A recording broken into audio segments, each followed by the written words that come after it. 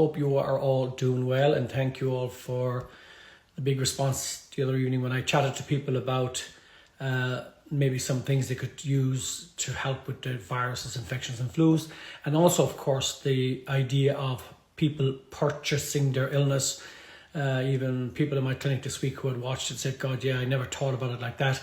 That every day we go to the shop, we either purchase health or we purchase illness. And when you think of the amount of money that people spend every day going shopping, it's important that you have a real think that what you're putting into your body is going to determine whether you get ill or not. Now, of course, it isn't all about diet, because you have to be able to deal with your stress levels, looking at your home environment, your work environment, your energy system, and indeed an awful lot more. Excuse me. Now, I get a huge amount of requests around children's health, and it's always a kind of a gray area when you're talking about children, because there's so many different issues with children today, and parents are really, really struggling out there, whether it's, school avoidance or whether it's issues at home or they are suffering from anxiety. And we get a lot of information or a lot of requests from people to explain what it is that might be causing their child's anxiety and so on, that whether it's stomach pain they get. We see a lot of kids that get a lot of digestive problems, but stomach pain, a lot of that is down to anxiety. It's all to do with how the nervous system works, because no matter what a child is a child, and no matter what happens, we've got to understand them a little bit more. And there's so many different topics that I could chat to you about when it comes to children. But I think what we have to understand that conception, womb life and birth plays a major role. That first 7 years of a child's life is absolutely critical. So for parents, you have to look at that. A child isn't born at 9 months. A child is born at the moment of conception, technically. So that 9 years of womb life, that stress the mother might be exposed to contributes hugely. Stress in the home, mother working hard or whatever. There's a number of different things. The type of birth the child has plays into it. And of course, that early childhood, there's an area that is very rarely discussed. And particularly when I get parents who bring their children to me, and they're asking me to have a look and see what's going on, whether it's anxiety, digestive problem, or indeed we're seeing an awful lot of very young children sent home from hospital now up to the age 10, 12, 14, 15 with so-called functional neurological disorders, with symptoms that are not explainable. And for us in the clinic, what we've got to do is look back at that space and look at the early pruning of the child's brain. And it's probably something that needs to be discussed much, much more with parents, because when a child is born, those first 7 years in particular, the brain prunes itself. Now, it's a natural process that there are these tiny janitor cells, and they go in and they mop up what are called unused synapses. Now, the research is done by Columbia University. You can look at it yourself. And they've discovered, of course, that 80% of children who have delayed development, who fall in within some spectrum area, that they find that 80% of these children have a brain pruning problem, meaning that the brain didn't prune itself right. And of course, there are many different reasons for that. It could be the stress at birth, the womb life stress. It could be the early exposure to antibiotics, the type of birth that the child experienced. And of course, one of the key areas that it's a bit of a bane in my life and my research is that I suppose children put into creches very young, and that sense of detachment from the mother in particular, but that detachment from the parents, I think we need to have a serious discussion around that publicly and nationally, that we're seeing the research. And, economically and through necessity, parents are forced to go out to work. And yes, we're leaving our children in a creche environment with other children, but are the needs of that child being met? And if the needs of that child are not being met, then there is a problem. Carl Jung makes a great point when he says that children become adults through the experiences they have in the corridors of their childhood. And, the experiences that children have in their early childhood, we now can clearly see has a huge effect in their ability to be able to express themselves, to integrate and so on. And often putting a child into a creche environment or an environment where their needs are not not dealt with properly can be a huge issue. So, for example, if a child cries, then and the mother picks it up, it's been cared for, it's been hugged, it's been communicated with our father, whatever. But if a child cries and it doesn't be heard, it's not heard, then what happens is the cry turns inwards. And when that cry turns inwards, what happens is the child perceives that he's not loved, he's not cared for, he has no secure attachment, or the child has no secure attachment. And this can lead to a child growing up believing that it's not loved, it's not cared for. And then this has a huge influence in how the actual child integrates within a society, within school, and can't handle different things.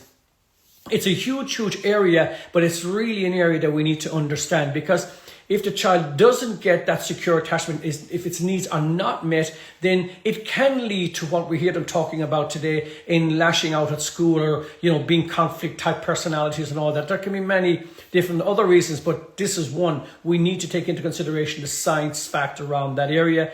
Then, of course, retained primitive reflexes. These are types of reflexes that children integrate back into their body because the brain outgrows the need to be able to do things like a child will crawl and then walk. So those reflexes then are reintegrated, the crawling reflex. So we see a lot of real science emerging that is not being imparted to the public, particularly to parents, about why it is their children feel the way they feel, the cry for help. They need to be cared for, they need to be hugged, they need to be communicated with, they need to feel safe.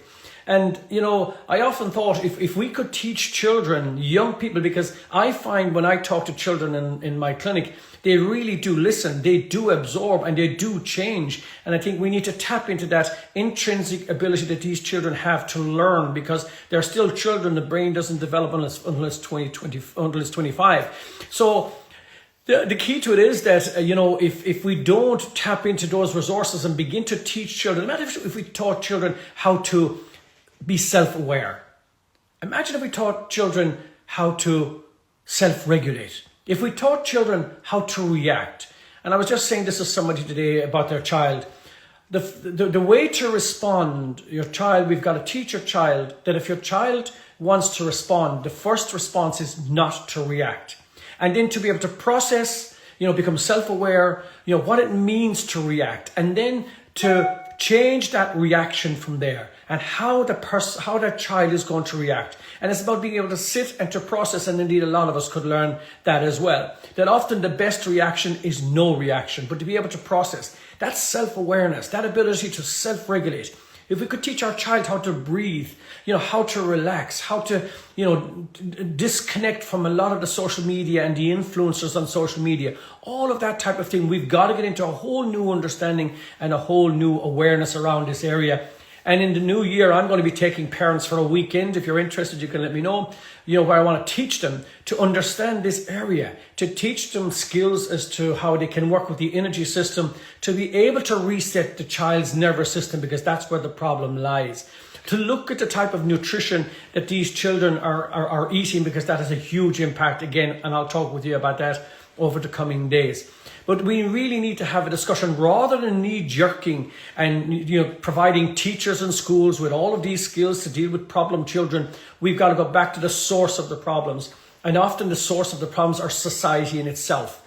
Society has failed to really look at the nature of the human and how it functions. And we need to go back and look at our children and how it is that we're securing their attachment, getting them to understand that they are loved, that they are cared for, and getting them to self-regulate, to be self-aware, to teach them how to breathe, how to relax, how to respond, how to react. And if we could engage children and families in this space, it can have a huge, powerful impact, not just in the child's life, but its ability to function in the modern world. And particularly now that there are so many distractions and problems, as you see, within social media and so on. So children are primarily reared now by teachers, by friends, by social media, by peers. A lot of that learning that these children are experiencing is not within the home. A lot of it is outside. So I think we need to try and take a lot more back into the home environment and get rid of the time that we're spending on the phone and spend time, understanding how it is that you can secure your child, teach your child how to relax and how to breathe and how to think. And so on. Certainly that's what I'm seeing in my clinic. And I think that can have a huge impact. The emotional needs of children need to be met in a real way. The modern world doesn't provide for it because, as I said, it forces both parents to go out to work and so on. So it's a huge area of discussion. I think it needs to be addressed. Nobody is really, doesn't seem to be addressing it. And, we can't medicate children out of this problem. Yes, some children will need it, unfortunately, but you can't medicate, we can't just medicate children back to health. We've got to, where medicine has its role, fine, but we've got to go back and understand the real issue. And I think that's a societal issue, and I think certainly change is required.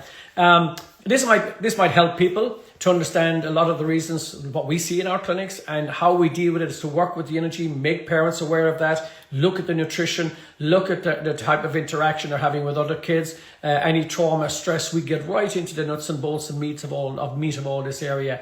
I'm just seeing the huge increase in the demands of children not being met. A huge increase in the problems that they're having, and I think we just need to be able to sit down and communicate and teach these children. You might find this helpful. You're welcome to comment. You're welcome to share this.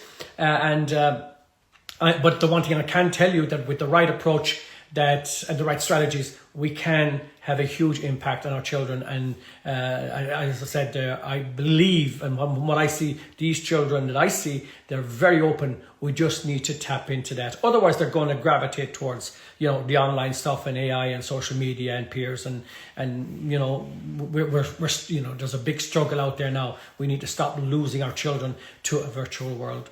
Have a wonderful evening, and we'll chat to you over the coming days. Any queries, any questions, please don't hesitate to call or text me on this platform. Thank you very much, and have a wonderful evening. Bye-bye.